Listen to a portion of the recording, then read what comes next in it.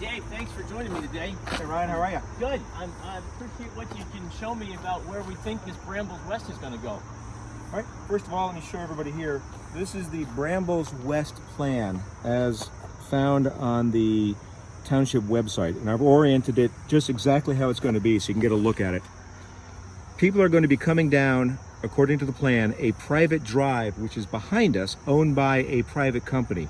They're going to come in here, and here is going to be 110 units, 2 stories each. As you can see, it's on 6.5 acres of land. But here's, let me show you this right here. I'm going to show you exactly where we are in case you're wondering. This right here is Denny's. This is the Park Inn. This is Carlisle Pike, 581.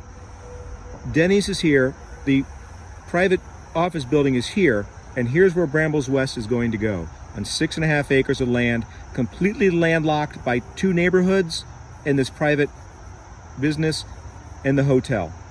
The only way in and out right now is on this private road, which is only right turn in and right turn out.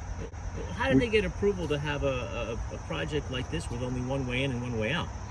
Because the township gave them a waiver on the marginal roads ordinances. And they originally wanted to come out on some of these other roads in these other neighborhoods, but the neighbors said, no, we don't want that. So is the school bus going to come down Cross Gate and go into the development? Nope, CV school rules say they cannot put a bus stop on Carlisle Pike, nor can they drive a bus down a private road. So where are the kids going to go? Oh, that's interesting. Now this is just this is just brought up at the meeting on Thursday, August 29th at the Township Building. There was no final proof. It was just that the developer said, here's what we are planning. So this is just my interpretation of what it's going to look like.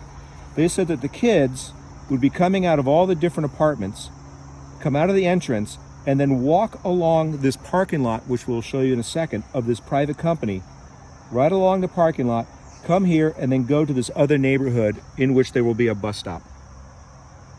Maybe we should walk that together and look at the grounds. We'll talk as we go. Sure. All right, what do you say? Let's take a walk. This is how the proposed plan is for the children living in this development. They will have to come out of the development and then walk along this path, which is still a road. It was our understanding that they had an easement along this parking lot to send the children all the way down there, which we'll take you and show you exactly where the kids will have to walk. Dave, are you sure they didn't mean on the other side somehow? No, there's absolutely no room. First of all, there's apartment buildings going directly up to this drainage ditch, and then there's a drainage ditch. The only way for the kids to go is along here. But you can see it's completely overgrown. Who's going to maintain that? Is it the development, or is it the responsibility of this private office building which owns the land? And where is this path? How is this path going to be built? Is it going to be something on this parking lot? Or is it just going to be a spray painted line? They gave no details. And as you can see, there's a guardrail. Right over there is some empty drainage ditch. But here's a light. And in the wintertime, some kids are going to be going to school in pitch black. Is this give enough light? And you can see here, once again, poison ivy. And we heard from a nearby resident that these woods are infested with ticks. And as you can see, look at all the overgrowth. I'm having the duck. Who's going to maintain these trees? And it looks like here we have the pavements falling apart due to water runoff. Yep. Tripping hazard.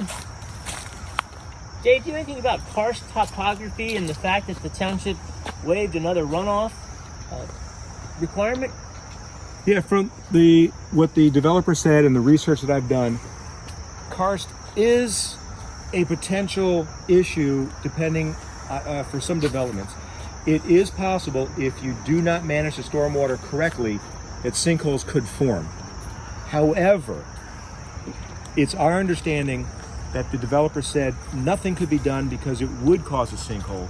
But the research I've done on stormwater volume control in karst terrain, they can do stuff. They could do an above ground water collection pool.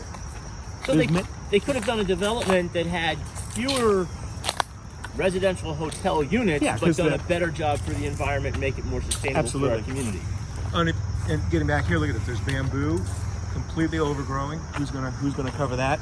There was another light, which we can walk past, that's completely overgrown trees. How much light is that going to produce? But again, you can see kids are going to have to walk along here.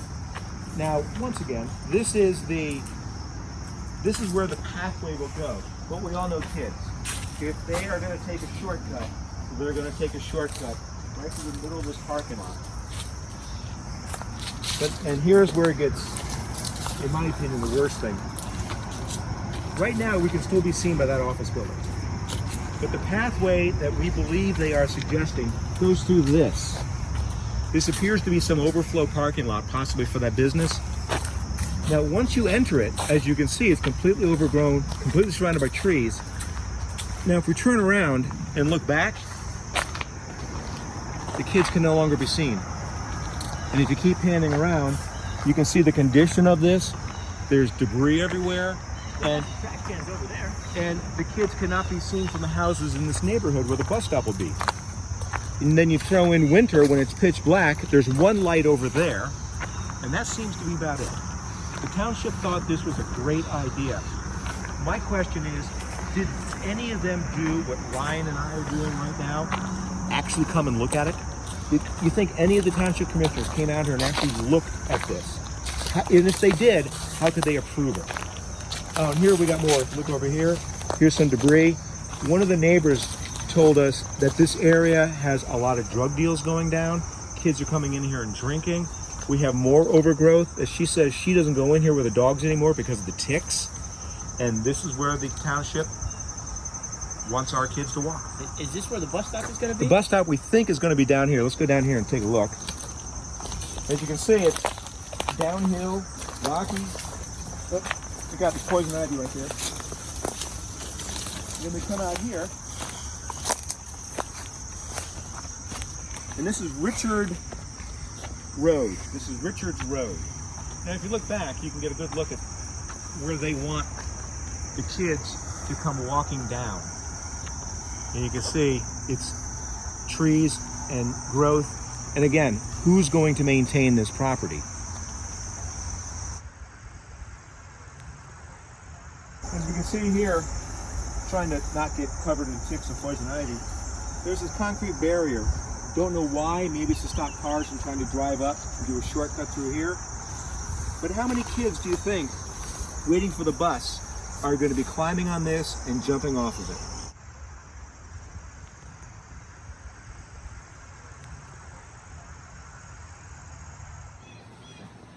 And as you can see, we're coming up at the end of Crossgate Drive, which is where kids going over to Dunkin' Donuts or TGIF, or there's a Burger King down there as well. They're all going to come down this road and try to run across. There's no traffic light, there's no traffic signal, there's no pedestrian crosswalk, there's no pedestrian. And it looks like they can only make a right-hand turn out of here. Yes. Taking a left in would be kind of tricky. So this is not a good access point for a bus to come through. Dave, I know we've been saying right turn out and right turn in. That's what they said at the meeting. But I'm not seeing any signage that indicates that. Teenage drivers, they're going to figure out a way to make a left-hand turn out of here. Which is a disaster because traffic backs up for that traffic light. And there is a traffic light right there. But if you can see, there's no way to get to it. Because the T-Mobile store has grass and a curb there. There's no way to get to that traffic light from this road and that development. That's one of the big issues. Yep.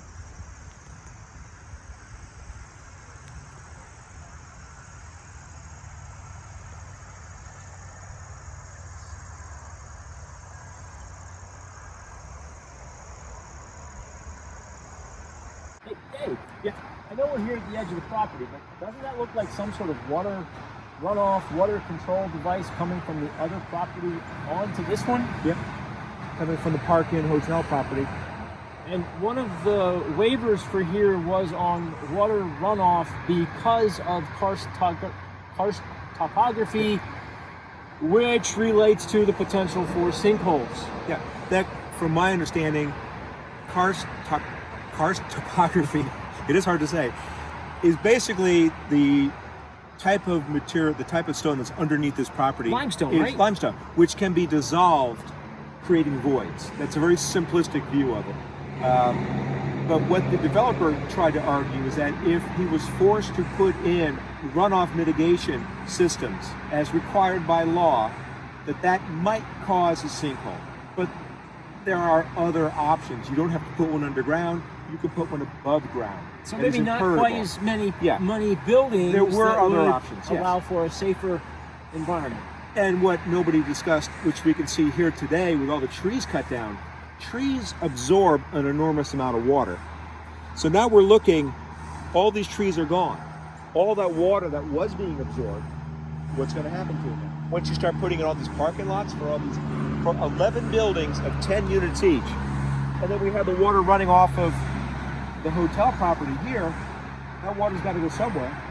It's either going to increase the water going into the very type of topography that they were saying they had to be concerned about, or it's going to go into the other two neighborhoods, which are over to that side. Well, what about 581? Could it have any effect on the structure of 581 and what it's built on? I hope not, because can you imagine if a sinkhole develops under 581 because of what they've done here? That would be terrible. Now, That would be very bad. I came late to the meeting and I left early because of family obligations. Did they talk about any sort of engineer consultation with 581? I don't think they needed a highway occupancy permit or anything because they're not accessing it. Matter of fact, the developer once again, when asked, have you talked to PennDOT to get permits for the type of roads and what you're going to be doing, they said no, they had not, because they didn't believe they had to. We talked about all the pavement and all the buildings. Presumably there's going to be kids that live in this residential hotel. Where are they going to play? Any idea? I mean, obviously they can play in their apartment, but kids like to get outside and like to try to get some fresh air. Sure. Was that in the plans? Nope.